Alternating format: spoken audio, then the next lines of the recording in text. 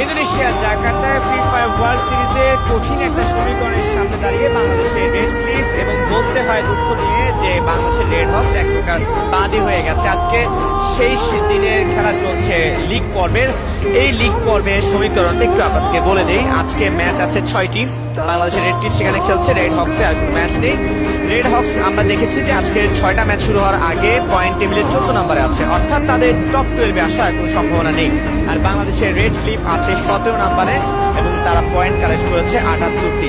বাংলাদেশের রেড ক্লিফকে যদি টপ 12-এ আসতে হয়, অর্থাৎ গ্র্যান্ড ফাইনালে ওঠার সুযোগ দিতে হয়, তাহলে কিন্তু মিনিমাম 150 থেকে 160 পয়েন্ট কালেক্ট করতে হবে।